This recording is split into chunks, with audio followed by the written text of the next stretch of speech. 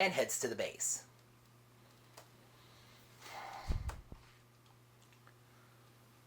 The winner gets the trophy.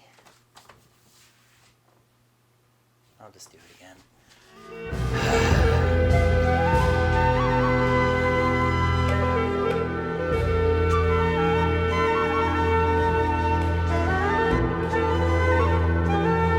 Hello there, heroes. I'm the Orange Ranger, and welcome to another Power Rangers Ninja Steel episode review. Full disclosure here, I wrote the script for this video right after I watched the second session of Power Rangers Hyperforce, and comparing the two of them is something that's probably going to come up in both of these videos. But as for this video itself, I will start off by saying that this episode was not as bad as last week's. Was it bad at all?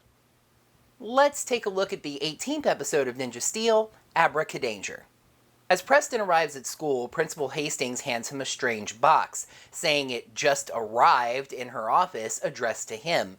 He shows the other Rangers that it's from Princess Vieira. But before they can get to opening it, Victor has some grandstanding to do. It's time for the annual tennis match. And he has Monty show a highlight reel that demonstrates how Victor handily defeated his opponent last year. And that opponent just so happened to be Hayley. Victor is seeking a new opponent for this year's match, since apparently joining the school's tennis team and playing kids from other schools is a strange foreign concept to him. However, nobody wants to be humiliated, so Victor just declares himself the winner, and Principal Hastings goes to give him that 50th trophy. However, Hayley cannot bring herself to accept this, and so she steps up and challenges him to a rematch. That was very brave of her, having been humiliated once and putting herself right back into the situation where she could be humiliated again. The principal says that the match will be held that day at lunchtime. This wasn't announced at all prior to this. Victor had to take it on himself to seek another opponent for this match. I'm just remembering a couple of episodes ago when Principal Hastings said hello to Hayley by basically going, "Run for student body president." She wouldn't try to seek someone out to take Victor down a peg on the tennis court? At the base, the Rangers open the box and find the Lionfire armor and Zord stars, so now they can use them whenever they want. And I definitely have to give the show some kudos for this. The 3 episodes since they got those powers were 2 early Ninja episodes and a clip show, so they didn't use them. But now we have an in-canon reason why they didn't use them. They didn't have the stars. I just thought it was an excellent fusion of show scheduling and story planning. However, that's not all that's in the box. Princess Vieira has also included an ancient spell book found in their archives and a dragon wand, how fitting, for Preston. She very distinctly warns him not to skip ahead in the spell book. Each of the spells must be learned in order from one to the next. Of course, he's hardly even listening to her, already peeking ahead in the book to see what spells he's going to be able to learn.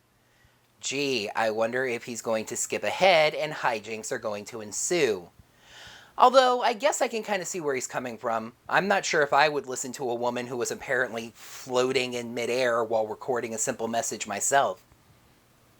On the court, Hayley is practicing for her big match at noon, so apparently she's cutting class, and then Preston shows up nose deep in his spellbook, also apparently cutting class. Hayley says that he's supposed to be helping her prepare for the match, and he says he's going to. He uses spell number 1, levitation, to toss tennis balls her way. This impresses the other Rangers who also show up.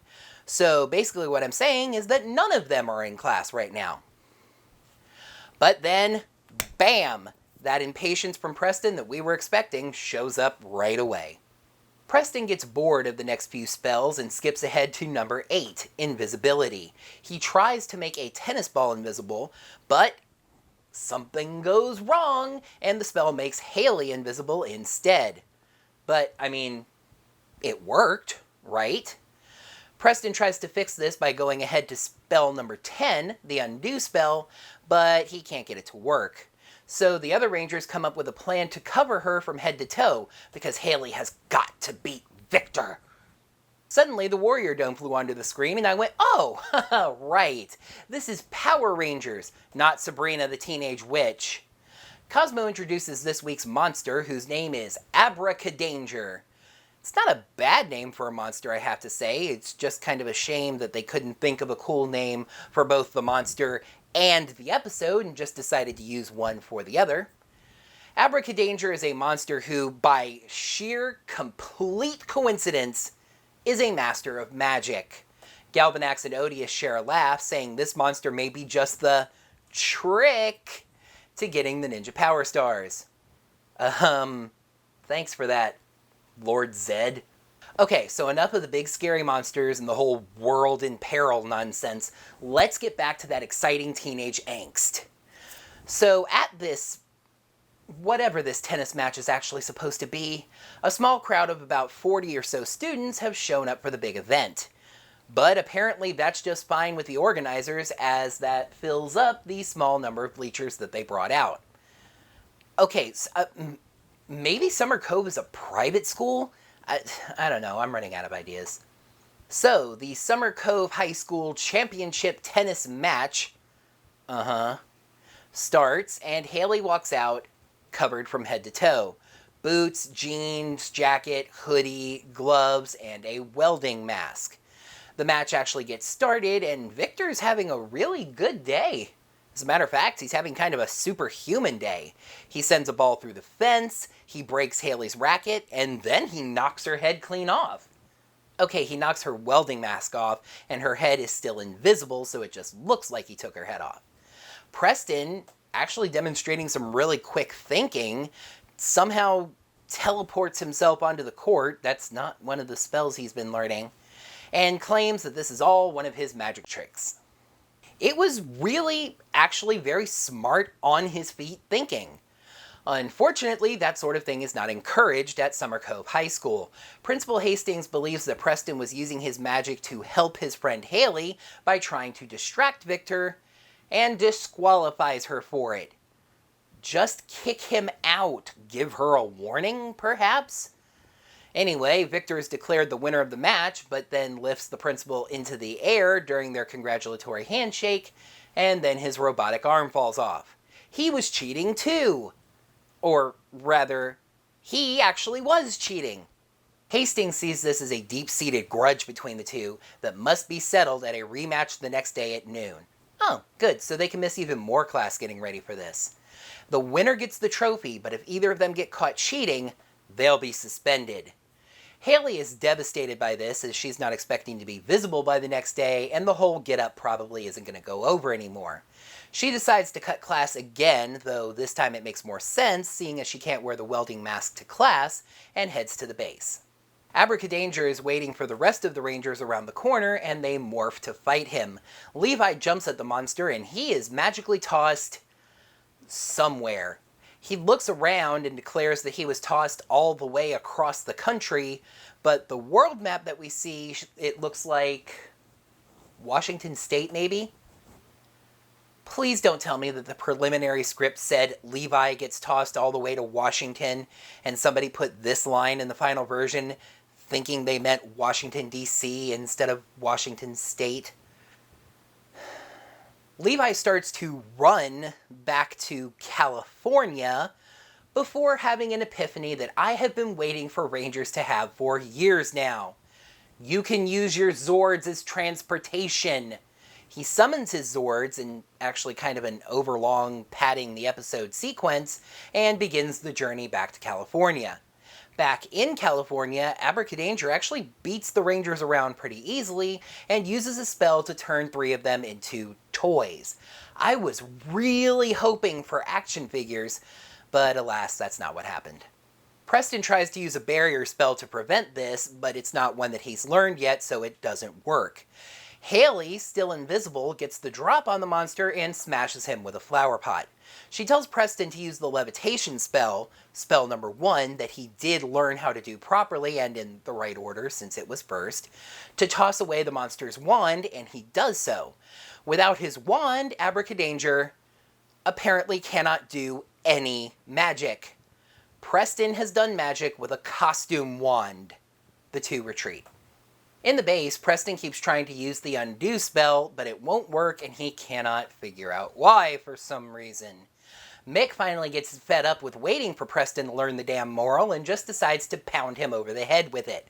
He says that he's interested in picking up tennis. I mean, it's easy, right? You just swing a racket around. Preston says no. Tennis takes a lot of hard work. Just look at Hayley. She's had to practice for over a year. Hang on a second. So you're saying when Hayley and Victor played the first time, Hayley had never played tennis before that? So Mick asks Preston if cutting corners is a bad idea. Preston says, absolutely. Then he gets it and gives Mick that look that I think we've seen each of the Rangers give Mick at least once. The OMG, I'm totally doing that thing that I'm accusing you of doing face, as they realize the moral of the day. Preston learns that he shouldn't have skipped ahead in the spell book and he needs to start from the top and learn every spell one at a time, like Vieira told him to, and that cutting corners is not the way to succeed. Oh, and by the way, apparently sometime between the monster fight and them heading back to the base, it's now the next day. Hayley says that her match is at noon that day. But I mean, it's not a big deal. I'm sure Sarah and Calvin's parents are totally not concerned about their children not coming home from school for a day.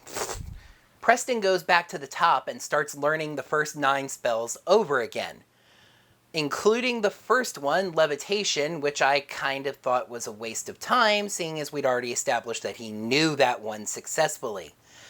But he learns important elements of a spell as complicated and complex as the undo spell. Things like turning stuff into burgers and growing wigs on robots. He finally gets to the undo spell at the proper time, within about 3 hours for the record, and of course it works without a hitch on both Hayley and the other Rangers. Hayley thanks Preston, but he says it's thanks to her teaching him the value of hard work. Even though it was Mick who taught him that, not Hayley. At this point, somebody kind of realized that we're running out of time here, so I guess Abrakadanger went to Spirit Halloween and got himself another staff. The Rangers run out to fight him and morph once again. Abrakadanger says that only a master magician could have broken the spell that he put on the Rangers.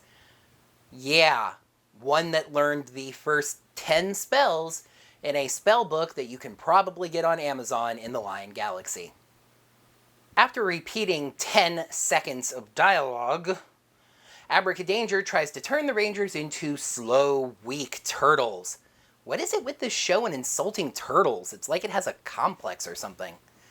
Anyway, Preston uses a barrier spell to reflect the spell back at the Basherbots. And by the way, hi again, Basherbots. Good to randomly see you instead of the Kudabots again. Preston and Brody combine magic and ninja skills, I suppose, and attack the monster with a big red fire dragon, destroying it. And hey, for what it's worth, the red dragon did look pretty cool. Abrakadanger gets gigantified and flies away? So the Rangers form Dragon Formation to chase after him. However, Abrakadanger turns that Megazord to stone and starts blasting it. Using the undo spell, you know, the one Preston worked the entire episode to learn, for some reason escapes him and everyone else here. But it's Levi to the rescue. The Zord fight this week is really weird. Not short like I normally complain about, just really, really strange. So, Levi gets back to California with his Zords. He detaches the Robo Rider Zord and fights with the monster for a bit. He then pulls out a lasso. And I'm not talking about Levi, I'm talking about the Robo Rider Zord. It's not quite the Dino Charge Kyoryuger baseball bat, but it's still pretty weird. He lassos the monster's magical staff and pulls it away. And this somehow breaks the spell on the other Megazord. Why wouldn't you just destroy the staff? Well, apparently it's because this monster's magic literally does not work at all unless he is holding the staff. Levi forms his Megazord and invites the other Rangers over like they were gonna watch Netflix. The other Rangers jump from one perfectly functional Megazord to another with no established reason. They use the pew pew pew pew pew finisher and kaboom. The tennis match goes precisely as you would have predicted. Hayley dominates a player that, one, beat her easily last year. Yes, he might have been cheating last year, but we don't see any evidence of that other than the fact that he cheated this year. And we're led to believe in the episode that it was Hayley's inexperience that caused her to lose. And two, is supposed to be this school's resident high school sports jock star with 49 trophies. Hayley wins the "Congratulations, you defeated one of your fellow students" trophy, while Victor gets a second place ribbon. Though technically speaking, that is his 50th trophy. Preston and Hayley congratulate each other as the episode mercifully ends. Well, it's time for stars, I guess. Episode 18, Abrakadanger. Pros: Hayley gets a touch of character growth and emotional moments. Nice to get a Preston-Hayley dual focus. And the nice small note of getting the Lion Fire stuff. Cons: a badly telegraphed moral of the day. The show forgetting the work Preston did. And this is episode 18 and none of this matters. The only praise I can give this episode is that it was slightly better than the last one. Abrakadanger gets 2 stars out of 5. So, it's nothing amazing. Geez, even my praise of this episode is backhanded. But Hayley does get some nice character moments this week. The first was stepping up to challenge Victor to the rematch. Stepping into that position again when she'd already been humiliated once takes a lot of bravery. The other was actually her disappointment when she didn't think she'd be able to make it to the grudge match. You see, what I really liked about that was that she wasn't actually visible on screen, so that was excellent voice work this time around. When you have a show like Power Rangers that has an ensemble cast, I think one of the goals should be to pair characters up in stories, see which of those stories work really well and how the actors interact with each other. We haven't really gotten Preston Hayley this season, so it was nice to see these two characters interacting. I think Hayley's drive and determination played really well against Preston's uncertainty and, at times, overconfidence. Sorry, this is going to be stretching. But I actually really like the very small touch of them getting back the Lion Fire stars in this episode. They hit this stretch of episodes right after getting them where they weren't going to be using those powers, and be honest, they didn't have to give us a reason why they didn't. So I found it very nice that they gave us a reason that they didn't use those powers. And actually, the thing that did explain that, them getting sent from the Lion Galaxy, ended up serving as the story vehicle for another episode. I just thought that was a really nice touch in the writing, and as much as I have bashed this show's writing, when it does something right, I have to let you know. However, this episode stumbled right out of the gate, and that was not only by using such a simple preschool moral, but by telegraphing it so badly from the very start.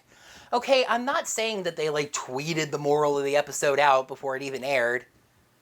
Okay, actually, they did, and if you can fit the moral of your episode in a tweet, that's probably not a good sign for the complexity of the writing. But just to give it away so quickly within the first few minutes, not quite as bad as the last episode where Levi literally said it, but just to so badly telegraph it. Vieira says, "Don't skip ahead."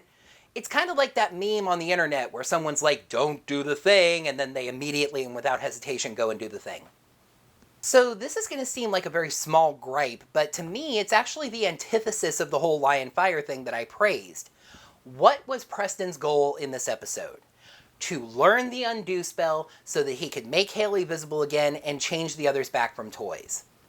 So, when Abrakadanger turned the Dragon Formation Megazord into stone, why didn't Preston try the undo spell?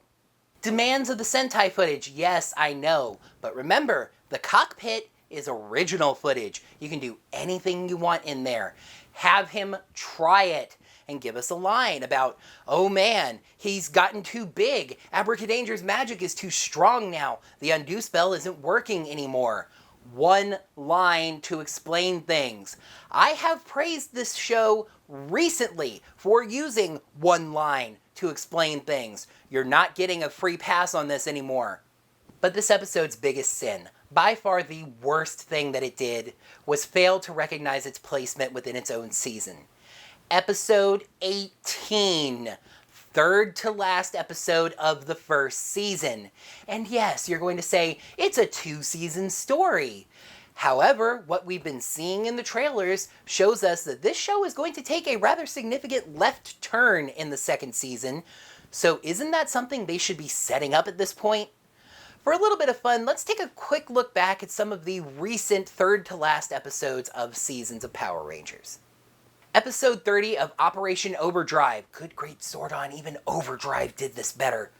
2 Fallen Foes. We wrap up Camdor and Miratrix, with Miratrix trapped in a jewel and Camdor destroyed.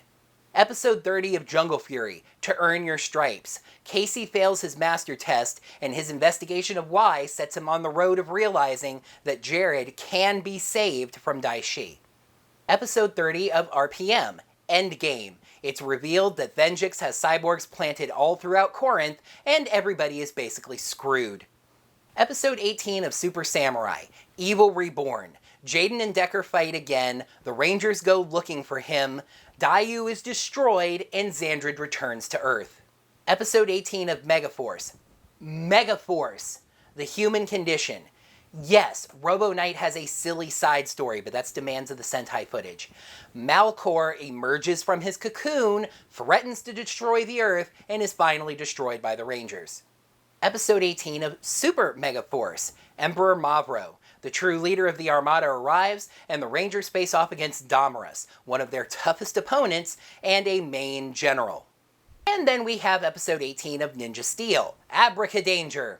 Hayley plays tennis, Preston screws up some magic spells, Galvanax tells a bad pun. Nothing of consequence happens. It's like the show refuses to matter. This show is decidedly anti-serialization. The Aiden Levi arc and the Lion Fire powers are the only things that place episodes into some kind of general area of the season. First third, second third, third third. And considering how I talked about they didn't use the Lion Fire powers for a time after getting them, not even that. I just can't get excited for the show week to week when I don't think anything interesting is going to happen. But it's okay. We're going to put it in the rearview mirror. Next week is episode 19. Surely, the start of a season-ending 2-parter. So, let's take a look at the 19th episode of Ninja Steel, Helping Hand. Just Helping Hand.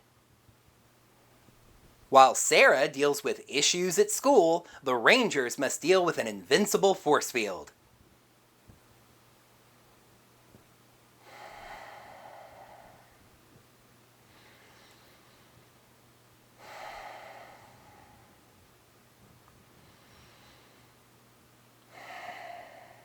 That's all for another Power Rangers Ninja Steel episode review.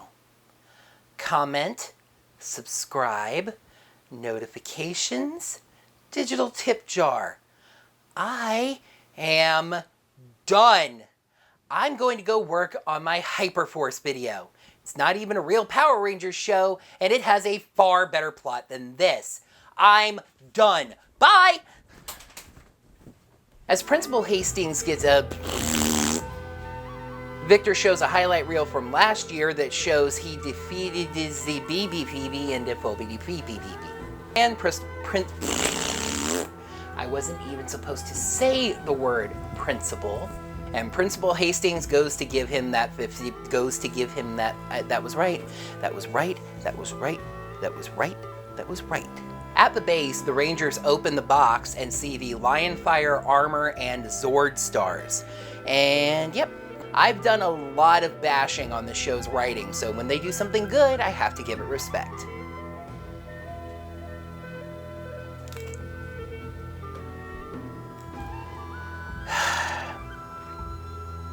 Hayley says that she's supposed. This is Power Rangers, not Sabrina the Teenage Witch. And Hayley walks out covered in head to toe. Covered in head to toe. Oh, good God. She decides to cut class again, although this time it makes more sense, seeing as she can't use the welding. God, just kill my brain. Oh, good. So they can miss even more class getting ready for this. Hayley is devastated. The winner gets in trouble. She decides to cut class again, though this time it makes more sense, seeing as she can't wear the welding mask to class. That must be settled at a rematch the next... Now it's this. Mick finally gets fed up waiting for him to learn the damn moral of the day. Nah, I did that. That's a good place to put...